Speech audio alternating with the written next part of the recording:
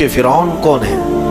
فرعون صرف ایک شخص کا نام نہیں ہے، مصر کا جو بھی بادشاہ ہوتا تھا اس کا لقب فرعون ہوتا تھا۔ تقریباً 18 یا 19 فرعون آئے، جو بھی بادشاہ ہوتا تھا اس کا لقب تھا یہ فرعون، اکثر لوگ اس کو نام سمجھتے۔ اب جو موسیٰ علیہ السلام کے زمانے کا فرعون تھا وہ بڑا جری تھا، اسے طاقت پر غرور بھی تھا، گھمنڈ بھی تھا۔ ایسا ہے کہ تقریباً 100 سال تک تو کبھی اس کو سردی بخار بھی نہیں آیا، بیمار کبھی نہیں ہوا۔ تو آدمی کو جب کوئی تکلیف نہ آئے تو وہ غرور میں بڑھ جاتا ہے اور اسے ایسا لگنے لگتا ہے کہ میں سب سے پاورفل آدمی ہوں دنیا کا، مجھے کچھ ہو نہیں سکتا۔ تو یہی فرعون ہے جس نے اپنے زمانے میں یہ اعلان کیا تھا کہ لوگوں میں تمہارا رب ہوں، تمہارا بڑا رب میں ہوں، میری عبادت کرو۔ بات تو چل رہی تھی اور لوگوں کو اپنی خدمت پر معمور کرنے کی بجائے اپنی عبادت پر معمور کرتا تھا، ہزاروں لوگ اس کو سجدہ بھی کرتے۔ ایک دن ایسا ہوا کہ فرعون نے خواب دیکھا، آسمان سے ایک تارا ٹوٹ کر اس کی گود میں گرا یا اس کے محل پہ گرا اور پھر آگ لگ گئی اس کے محل میں۔ وہ گھبرا کر کے اٹھا، صبح نجومیوں کو، کاہنوں کو بلایا کہ اس خواب کی کوئی تعبیر صحیح بتا دے۔ بہتوں نے الگ الگ تعبیریں بتائی، پھر جو بڑے ماہر نجومی تھے انہوں نے کہا کہ اس خواب کی تعبیر یہ ہے کہ بنی اسرائیل خاندان میں ایک بچہ پیدا ہوگا جو تیری سلطنت کو ہلاک کر دے گا، تیری سلطنت کے ہلاک کرنے کا باعث بنے گا۔ خواب کی تعبیر سننے کے بعد شاہی فرمان جاری کر دیا اس نے کہ بنی اسرائیل میں آج کے بعد جو بھی لڑکا پیدا ہوگا اسے مار دیا جائے گا، کیونکہ وہ بچہ کہیں سلطنت کی ہلاک کرنے والا پیدا نہ ہو جائے۔ تو یہ اعلان کے بعد بنی اسرائیل خاندان میں جو بھی لڑکا پیدا ہوتا اسے مار دیا جاتا، بیٹوں کو ذبح کر دیتا تھا اور لڑکیوں کو زندہ چھوڑ دیتا تھا۔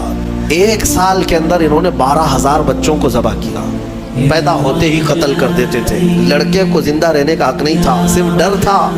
یہ وہ زمانہ ہے جب موسیٰ علیہ السلام کی ابھی ولادت نہیں ہوئی، ولادت سے پہلے اتنے بچے مارے گئے۔ پھر اس کے درباریوں نے اس سے ریکویسٹ کیا کہ اگر ایسے سب مار دیے جائیں تو آپ کی خدمت کے لیے بچے کہاں سے ملیں گے، جوان کون ہوگا؟ تو 1 سال چھوڑا جاتا، 1 سال مارا جاتا۔ اتفاق ایسا کہ جس سال مارا جانے والا تھا اسی سال موسیٰ علیہ السلام کی پیدائش ہوئی۔ ان کی ماں حاملہ تھی اور پیدا ہونے کا وقت جب قریب آیا تو اللہ تبارک و تعالیٰ جسے جہاں چاہے بچائے، ہاں جس انداز میں چاہے وہ اللہ تعالیٰ حفاظت فرماتا ہے۔ تو موسیٰ علیہ السلام کی ماں کے دل میں اللہ نے بات القاء کی کہ تہخانے میں چلی جائیں۔ وہ تہخانے میں گئیں، بچے کی ولادت ہوئی، لڑکا پیدا ہوا۔ اب وہ گھبرا گئی کہ یہ سال مارے جانے والا ہے، اور وہ بنی اسرائیل خاندان سے تھی کہ میرا بچہ مارا جائے گا، قتل کر دیا جائے گا۔ تو اللہ تبارک و تعالیٰ نے ان کے دل میں یہ بات القاء کی کہ ایک صندوق لے لو لکڑی کا اور اس میں اس بچے کو ڈال کر دریا میں بہا دو۔ بھلا کوئی ماں کیسے بہائے گی؟ لیکن اللہ تعالیٰ فرماتا ہے وَرَبَطْنَا عَلَىٰ قَلْبِهَا، ہم نے ان کے دل کو مضبوط کر دیا تھا۔ جب اللہ تعالیٰ کسی کے دل کو مضبوط کرتا ہے تو بڑے بڑے کام کر جاتا ہے۔ ان کی ماں صندوق میں رکھ کر کے بچے کو ایک دریا کے کنارے ڈال دیتی ہیں، بہا دیتی ہیں، اور اپنی بڑی بیٹی کو کہتی ہیں کہ دیکھتے رہنا یہ صندوق کہاں جاتا ہے۔ موسیٰ علیہ السلام کی جو بڑی بہن تھی وہ دیکھتی ہوئی جا رہی تھی اس صندوق کے پیچھے۔ صندوق بہتے بہتے بہتے ایک باغیچے کے کنارے لگا، وہ باغیچہ فرعون کا ہی تھا، اور فرعون کی بیوی وہاں پر ٹہلنے کے لیے شام کے وقت آیا کرتی تھی۔ جب وہ اپنی کنیزوں کے ساتھ وہاں آئی تفریح کے لیے تو ایک صندوق کو اپنے باغیچے کے کنارے لگا ہوا دیکھا، اٹھانے کے لیے کہا، اٹھایا گیا تو نہایت ہی خوبصورت بچہ۔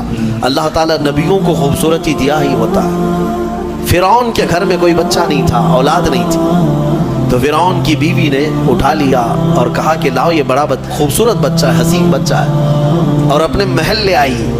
فرعون سے کہا کہ آج سمندر میں، دریا میں بہتا ہوا ایک بچہ کنارے پر آ لگا، میں نے اس کو اٹھا لیا ہے۔ فرعون نے کہا کہیں یہ بچہ تو نہیں جو میری سلطنت کو ہلاک کرنے کا سبب بنے؟ بیوی نے کہا ایسا کیسے ہو سکتا ہے، وہ تو بنی اسرائیل خاندان میں پیدا ہوگا، یہ تو کسی دریا سے بہتا ہوا آیا ہے، پتہ نہیں کون سے ملک سے آیا، کہاں سے آیا۔ تو بہرحال اس کی بیوی نے یہ کہا کہ اس کو مت مارو، لا تقتلوه عسى ان ينفعنا او نتخذه ولدا، قریب ہے کہ ہم اس سے فائدہ اٹھائیں گے یا اس کو بیٹا بنا لیں گے۔ بیوی کی بات پر راضی ہو گیا، فرعون جو ہے بیگم کی بات پر آ گیا اور اس کے بعد رکھ لیا بچے کو.